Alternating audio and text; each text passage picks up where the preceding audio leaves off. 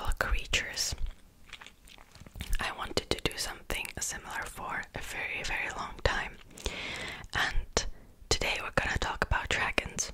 I decided to film two versions, so today you're watching the English version, and next week around the same time I will post the Czech version, maybe with the subtitles. I just thought they would be interesting to make it in Czech too, so yeah. Okay, so today we're gonna talk about dragons. Now, dragons are known in pretty much every culture around the world, which makes them very interesting. They're known in Europe, in America, in China, India, everywhere. They're also present in current films and media. But what's important to know is that they were first described a very, very, very long time ago. They were described in the age of Old Greeks and also Sumerians. I'm gonna talk about those dragons a little bit too. At first, they were depicted as kind of like good, not really good or bad creatures. They were sometimes useful, sometimes were protective, sometimes they were harmful and dangerous. But that has changed when Christianity first spread around the world. Christianity used dragon as a symbol of Satan and hell and chaos and evil, and it used dragons in their legends a lot. Typically, they portray dragons as something that needs to be killed or tamed.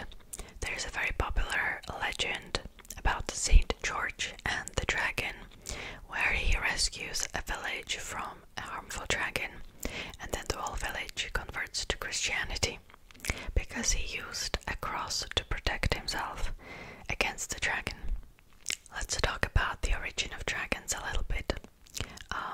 The first dragons, they usually looked more like a snake or a snake with legs. They didn't really look like the dragons we know today. And it is not really clear how they originated. There are two theories. The first one is that humans are naturally programmed to be afraid of snakes. Even in regions where they don't really have snakes, they're still afraid of them. Even kids. So that would explain why they appear in almost every culture, because people use that fear to symbolize something. Also, dragons usually were in like deep lakes or caves or somewhere where it would be dangerous for people. So there's that. The second theory says that sometimes people found bones of dinosaurs, and obviously they didn't know what it was. So they kind of imagined a creature that lived before, their time. And this would kind of explain why sometimes we have dragons with wings, because they might have combined bones of different dinosaurs to create one creature. So there's that. I don't know which theory I like the best. Maybe like both theories are kind of right. Who knows? The word dragon comes from the ancient Greek drakonta, which means to watch, and that suggests that the beast guards some treasure or gold coins or gems or something like that. It is more of a symbolic treasure, mainly because usually that was used as a reward for the hero that killed the dragon. Now, when I would say try to picture a dragon, it might be different based on from which region you are, which culture, also what kind of medias and films you've consumed. The ideas and depictions of dragons vary vary dramatically. Some of them have wings, some of them don't, some of them have legs. They might have more legs, maybe 4, 6, 2, it depends. Sometimes they breathe fire, other dragons cannot. There are just so many different variations. Some of them might not even have legs. Some of them live in the oceans. Some of them live inside mountains and caves. So it depends. I'll try to introduce them to you one by one and tell you the differences between them. So let's start with the more eastern dragons. Eastern dragons usually don't have wings, but that doesn't mean that they cannot fly. They usually still can fly. They're more deity-like most of the time. They're not necessarily evil. They have great wisdom. Sometimes they can even speak. Maybe they're even wiser than humans and they give advices to humans. They're usually very majestic and fast, and sometimes they even have those like dorsal spines and manes. They're portrayed in different shapes, colors, sizes, although most of the time they are depicted in the red and gold colors. A lot of the times they're associated with the emperor, for example. They're more godlike. Oftentimes they are in charge of the rain, the wind, the storms. Now let's talk about Western dragons. So Western dragons were heavily influenced by the Christianity, as I already talked about. So they're usually evil-like. They are portrayed as large reptiles, and oftentimes they have bat-like wings. They can have different numbers of legs. It depends on the culture. Sometimes they even have more than one head. They often make home on cliffs or in caves, and they are oftentimes associated with some kind of a destruction or chaos. They are often lazy creatures who love gold, and they hoard gold just for somebody to come in and kill them. I already talked about the legend of Saint George, but there are similar variants in today's culture as well. They can, most of the time, breathe fire, and maybe like these days there are more modern depiction where they can breathe also ice or poison, but it depends. Because they can breathe fire, they are associated with the hell, and oftentimes hell was portrayed as a mouth of a beast. So a mouth of a dragon. They exist simply just to be slain. According to some legends, there's a way where you can make armies when you slay a dragon and plant the teeth into the soil, and then you just stand by, and all of a sudden an army of soldiers will just pop up from the ground. There are many tales from the early times of, for example, storm gods defeating a dragon. It was more like serpent usually. One of the most popular was, for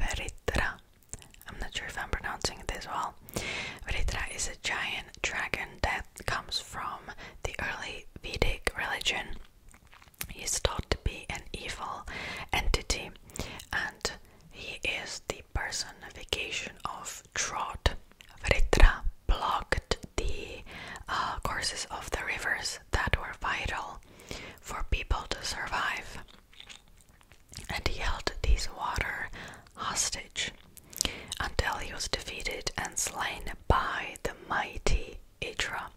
Idra was the enemy of Vridra, and it was a protective god, basically. Okay, now let's talk about China, and this is more of like the present day. In Chinese mythology, dragons are associated with the beginning of universe. They're perceived as signs of good luck, and the Chinese emperor would often claim the symbol, the connections to this, as only he was allowed to wear the dragon symbol on his clothes. Their power can be determined by the number of fingers they have, so the more fingers, the more powerful the dragon can be. There is a way you can summon a dragon. Apparently, if you throw a bag of trash into a lake or somewhere where the dragon might be, you will summon him, apparently. And yet the dragon is associated with water, and Chinese citizens often use dragons in their celebrations. I'm pretty sure you've heard about the Chinese New Year, and you've probably seen the dragons that are used during the celebration. Now in Japan, they are very similar to the Chinese version. They're also very wise and divine. The dragon is used in the Golden Dragon Parade and Festival in Tokyo every March and October. In addition to those Eastern dragons, they also have some dragons that are more like Western, like they're more evil, they more resemble Western dragons. In Korea, they are also associated with water and agriculture. They're considered to be the bringers of rain and clouds, and they usually reside in lakes, rivers, oceans, or even deep mountain ponds. Ancient texts also mention dragons, and they are often capable of understanding very deep human emotions such as devotion, kindness, and gratitude. So they are very wise.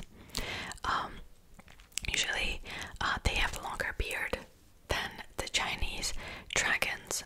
Sometimes they can carry a giant orb known to be the Yehui in its claws or in the mouth. It was said that whoever could hold the orb, he could wield abilities of creation at will, and only for toad dragons who could actually hold the orb with the thumbs could possess such power. Lesser dragons with only 3 claws couldn't, because they couldn't hold it. In Vietnamese mythology, dragons play a crucial role in their creation myth. Apparently, Vietnamese people were descended from a dragon and a fairy. They also bring rain, and they're also associated with the emperor and the prosperity and power of the nation. In Hinduism, Buddhism, and Jainism, there is a creature called Naga. I'm not sure if I'm saying this right, or Nagi.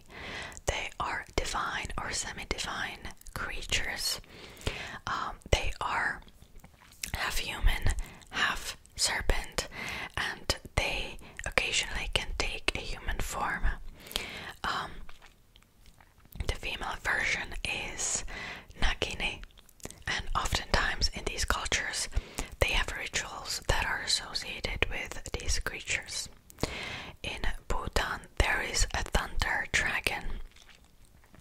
It is part of the Bhutanese mythology, also the Tibetan mythology, and it is a Bhutanese national symbol. The dragon appears on the Bhutan flag, and he's holding a jewels to represent wealth.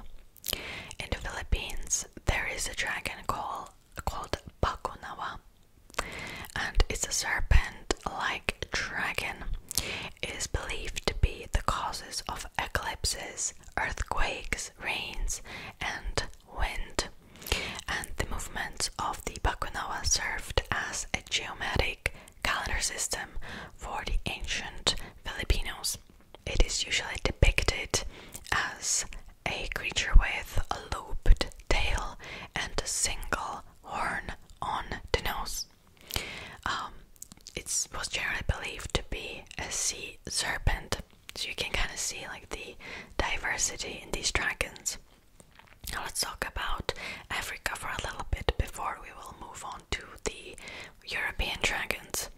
So in Africa there was a creature called Apep, and it was considered to be a giant serpent that was the greatest enemy of the sun god Ra.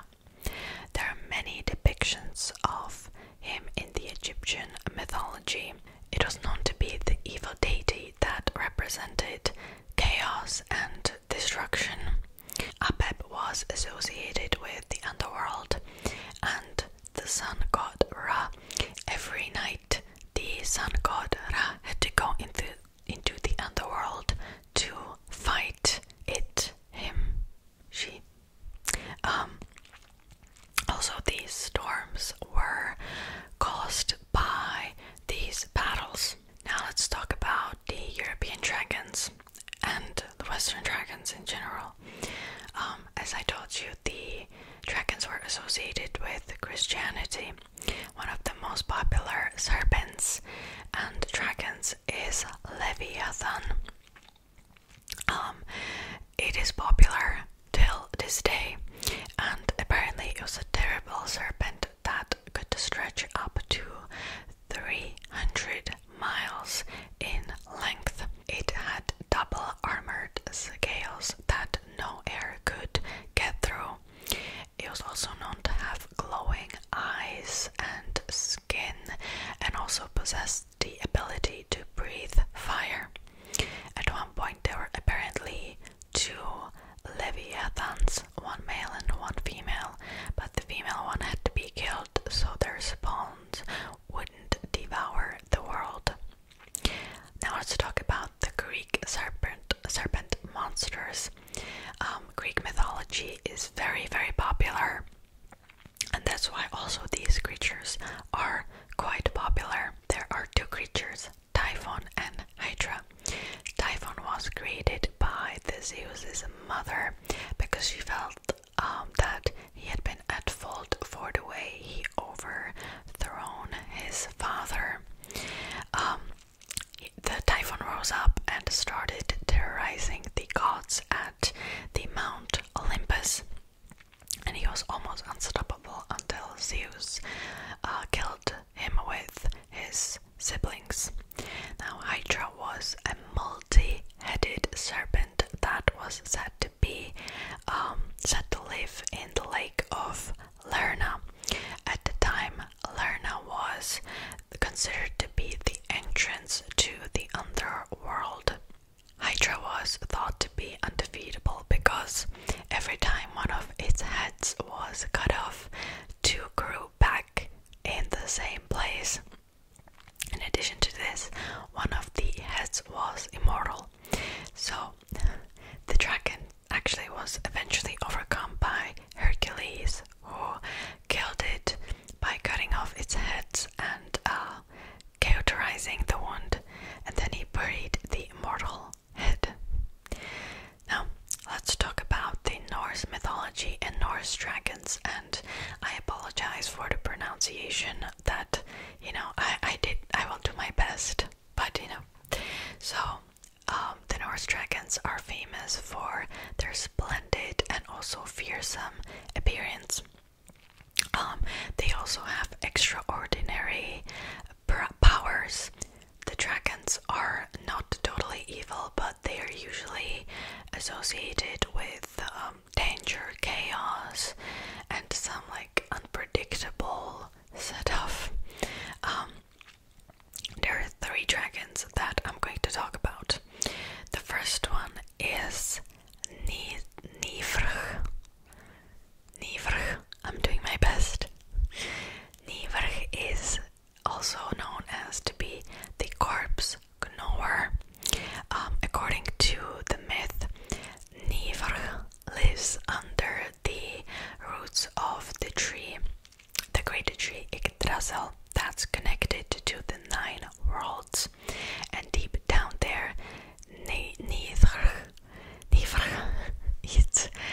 corpses.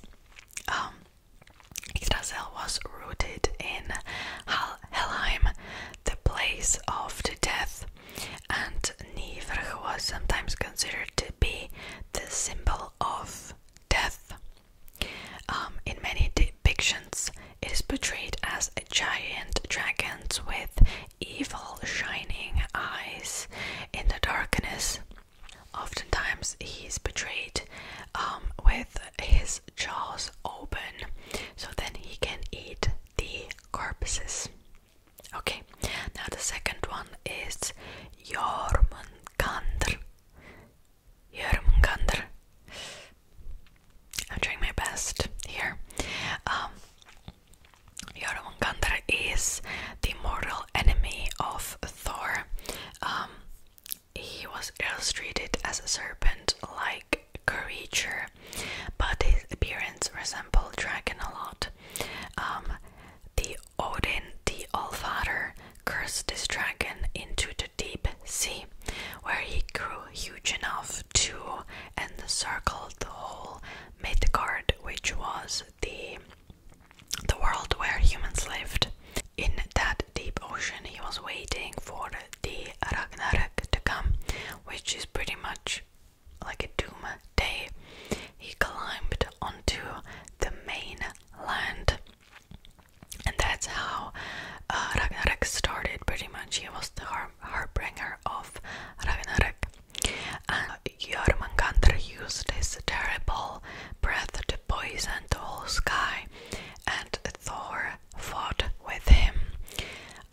I'm not gonna tell you any spoilers, just in case you want to find out yourself. So let's talk about the next dragon, which is Fautnir. Fautnir, also known as the greedy guardian of gold. In the beginning, Fautnir was actually a dwarf. He was the son of Hreidmar, the king of dwarves, but eventually he was cursed and killed his father for a gold treasure. Then he took a dragon form and guarded his stolen treasure in the forest. Faunir represented the bottomless greed and chaos. Okay, let's quickly talk about the Welsh dragon. The Welsh have a red dragon on their flag. It is also named after the dragon. The flag is named after the dragon. In Slavic mythology, dragons are also present. For example, the Russian Zmei, the Ukrainian Zmei, also the Polish Smok. There are so many of them. They are present pretty much in the whole Slavic mythology, and they sometimes are masters of weather or water source. They can also be romantically involved with humans, and sometimes they can talk. They're usually evil though. Iberian dragons are almost always evil. They are portrayed as giant winged serpents in the mythology, and they are present in the mythology of northern Spain, and they sometimes keep nymph-like beings called anjanas as prisoners. Last but not least, let's talk about Italian dragons. So, Italy most of the time has wyverns as the dragons in their tails. Wyverns have 2 legs, by the way. Quick little side note, wyverns are very popular. Those are the two-legged dragons. They're also can be seen in Game of Thrones as well. So there's that. Wyverns are usually evil. There is a lot of patrons who are known to be dragon slayers. Okay, so I think there's that. I hope you still enjoyed the video. I know there was a lot of cuts. I just didn't want to keep any of those loud noises that were going outside. Maybe I might have to change my filming time. I don't know. Oh, was that? Oh, that was a bird. Okay, see. Okay, anyways, so thank you so much for watching. I hope you like this video. I will probably turn this into a series. We'll see. Okay, so thank you so much for watching, and I'll see you next time. Bye bye.